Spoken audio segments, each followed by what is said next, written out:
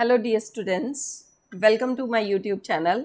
मैं इन video series में आप लोगों को महाराष्ट्र का जो पेपर हुआ है रिसेंटली उनके क्वेश्चंस भी करवा रही हूँ एंड साथ में उन कंसेप्ट्स के बारे में भी एक्सप्लेन कर रही हूँ।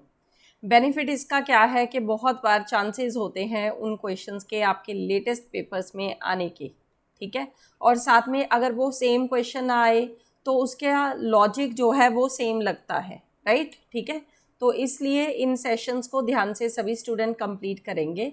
तो आपके सामने एक क्वेश्चन है, इसमें बेस्ट डिस्क्राइब एन एरे की सिंपल डेफिनेशन पूछी गई है। तो समटाइम आप लोग ऐसा क्वेश्चन भी पेपर में गड़बड़ कर देते हो। एग्जामिनर वांट्स टू नो कि एरे होता क्या है, ठीक है।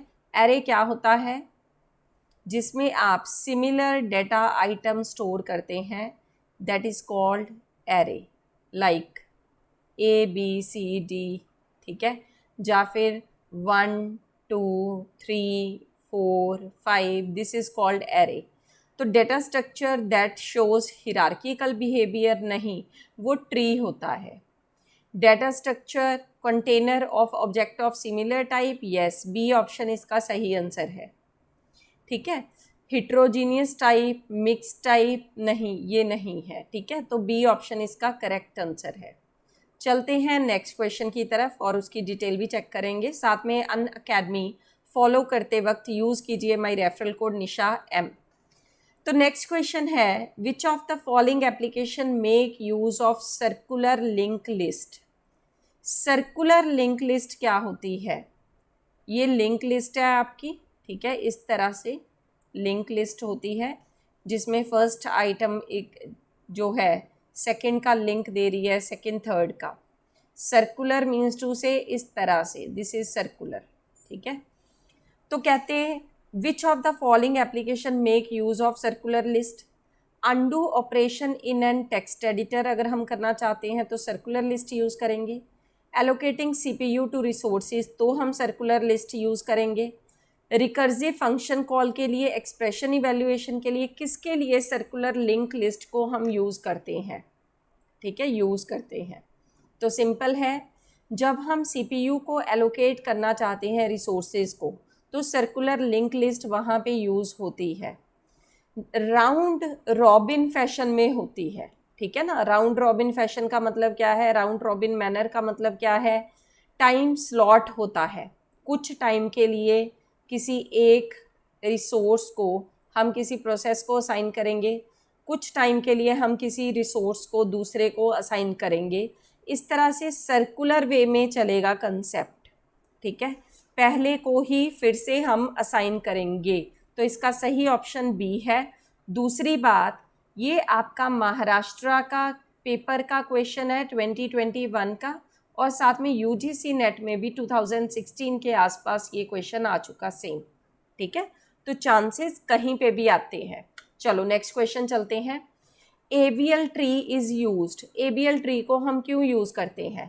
पहली बात तो एवीएल ट्री क्या होता है? एक बैलेंसिंग ट्री होता है जिसमें बैलेंस फैक्टर आपका ऑलमोस्ट 1 होता है। बैलेंस फैक्टर ऑलमोस्ट 1 या फिर एटमोस्ट 1 कह लो, मैक्सिमम बैलेंस 1 होगा। बैलेंस का मतलब क्या होता है? Left sub tree and right sub tree के बीच में जो डिफरेंस होता है दैट इज कॉल्ड बैलेंस, ठीक है। Left sub tree, right sub tree, इन दोनों के बीच का जो डिफरेंस है, इनकी हाइट का जो डिफरेंस है that is called basically ABL tree में वो कंसेप्ट है, ठीक है ना। बैलेंसिंग फैक्टर इसमें -1 0 या फिर 1 रहता है, मतलब एटमोस्ट 1 रहता है, ठीक है। तो कहते to avoid formation of skew tree, इसमें कहते सिक्यू ट्री नहीं बनता। सिक्यू ट्री क्या होता है? जो जा तो पूरा लेफ्ट की तरफ हो या पूरा राइट की तरफ हो, दैट इज कॉल्ड स्क्यू। तो कहते हैं उसको अवॉइड करने के लिए ये यूज़ किया जाता है। साफ साफ हमें दिखाई दे रहा है कि यही हो रहा है, ठीक है। बैलेंसिंग फैक्टर जब इसमें है, ये बैलेंस ट्री है, तो ए ऑप्शन इसका सही आंसर आ जाएगा। बाकी ऑप्शंस क्या है? To save memory, to attain faster memory access, to simplify storing, नहीं। सेल्फ बैलेंसिंग ट्री है जिसमें एटमोस्ट डिफरेंस क्या होता है, हाइट का। बैलेंसिंग फैक्टर क्या होता है, that is at most 1। And balancing factor किसको कहते हैं, left sub tree and right sub tree का की जो हाइट का डिफरेंस है, दैट इज। ठीक है, नेक्स्ट आइए, basic operations on set. Set theory का कंसेप्ट होता है, उसके ऊपर बेसिक ऑपरेशंस क्या लगते हैं। लाइक आपने देखा होगा सेट थ्योरी में यूनियन, इंटरसेक्शन ये लगते हैं। क्या पुश एंड पॉप लगते हैं, ये स्टैक के होते हैं। एंड सेट थ्योरी में हमारे पास स्टैक नहीं होता। Insert, delete no, traversing, merging no. तो सिंपल क्वेश्चन है, union, intersection, difference and subset के कंसेप्ट आ जाएंगे। सेट थ्योरी में मान लीजिए ये एक सेट है हमारे पास ए, जिसमें एलिमेंट है 1 2 3 4। ऐसे ही हमारे पास बी है जिसमें एलिमेंट है 4 5 6। हमें ए यूनियन बी लेनी है तो that is equal to 1 2 3 4 5 6, right. ठीक है, this is the concept and इसी तरह से हमें इन क्वेश्चंस को चेक करना है। चलिए आगे बढ़ते हैं नेक्स्ट क्वेश्चन की तरफ। 1 मिनट। नेक्स्ट दिया है A is an adjacency matrix of graph. कोई ग्राफ है, हमें नहीं पता कैसा ग्राफ है, कैसा भी हो सकता है, वी डोंट नो कि कैसा ग्राफ है।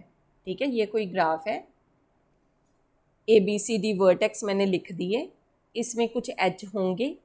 वो कहता अगर आप उसकी एक मैट्रिक्स लिख रहे हो ए क्या है, एडजासेंसी matrix, right.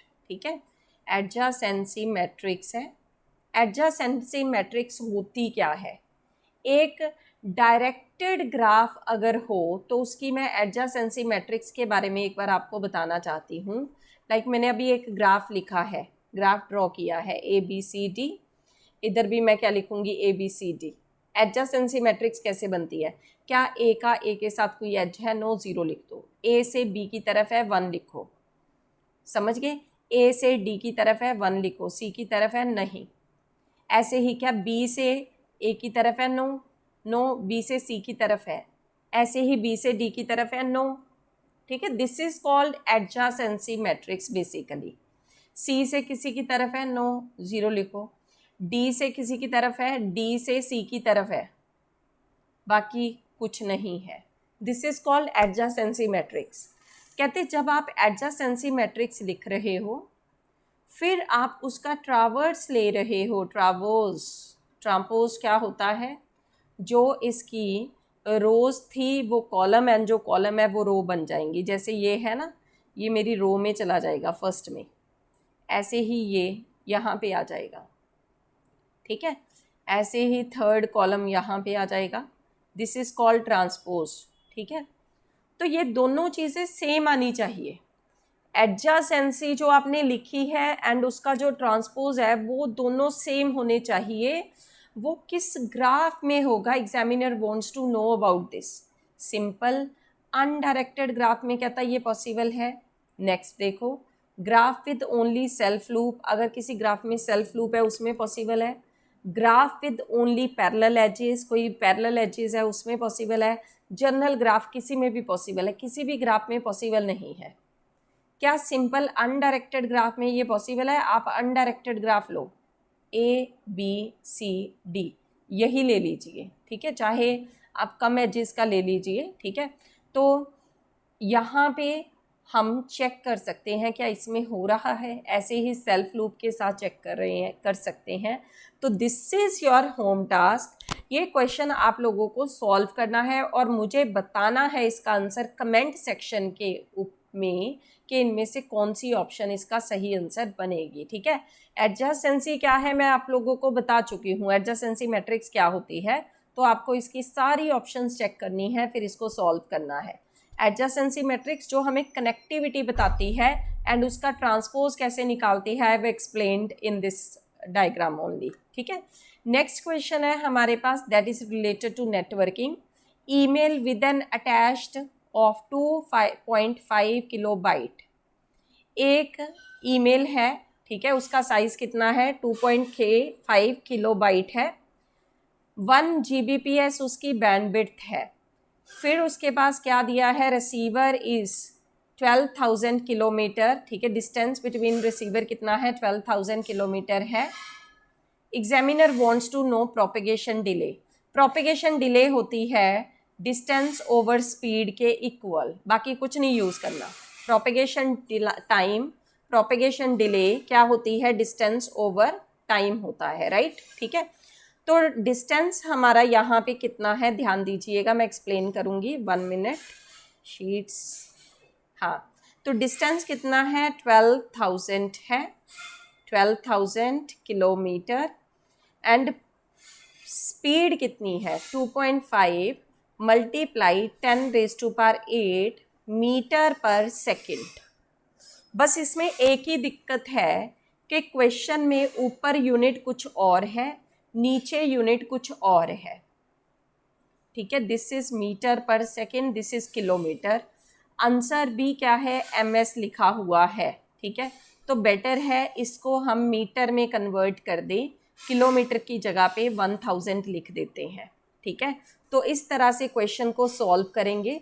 12,000 multiply 1000 divide by 2.4 को मैं यहाँ पे 10 लिख सकती हूँ, एंड दिस इज 10⁸ तो ये कितनी ज़ीरोज़ है, 1 2 3 4 5 6 7, 1 ज़ीरो बची, ठीक है।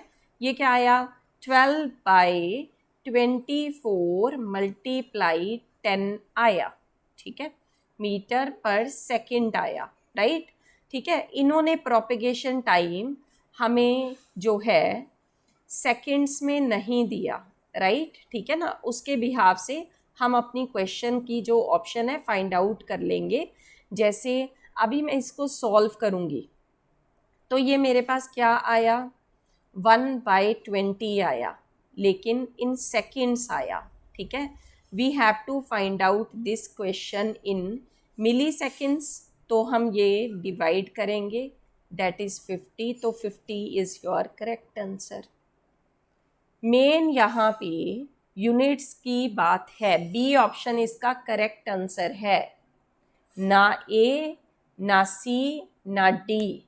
इसमें इतना क्वेश्चन तो यूज़ होना ही नहीं था, सिर्फ इतना सा कंसेप्ट यूज़ होना था। वो क्यों दिया है एग्जामिनर ने, क्योंकि एग्जामिनर चाहता है कि स्टूडेंट बिना बात के कंफ्यूज रहें। एग्जामिनर ये चाहता है कि स्टूडेंट यहाँ पे ये कंफ्यूज रहें किस वैल्यू को यूज़ करना है। ये वैल्यूज़ तब यूज़ होती जब हमें ट्रांसमिशन टाइम निकालना होता।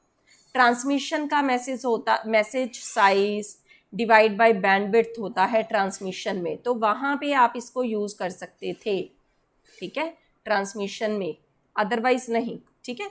तो इस तरह के क्वेश्चंस जो है इनके सॉल्यूशंस मैं आगे की वीडियोस में भी पोस्ट करूँगी, और साथ में इस क्वेश्चन को सॉल्व करके अपना कमेंट सेक्शन में आंसर डालिएगा। एंड जल्दी ही नेक्स्ट वीडियोस में मैं और क्वेश्चन लेकर आ रही हूँ। और अनअकैडमी ज्वाइन करते वक्त निशा एम रेफरल यूज़ करो। एंड दूसरी बात है 30 सितंबर से पहले आप प्लस सब्सक्रिप्शन ज्वाइन कर लीजिए, क्योंकि 1 ईयर की सब्सक्रिप्शन के ऊपर 2 मंथ आपको फ्री मिलेंगे। जस्ट 13,000 अभी फीस है डिस्काउंटेड। निशा एम रेफरल के बाद पेपर 1 पेपर 2 सारी क्लासेस मिलेंगी। इस सेशन में इतना ही। Thanks a lot.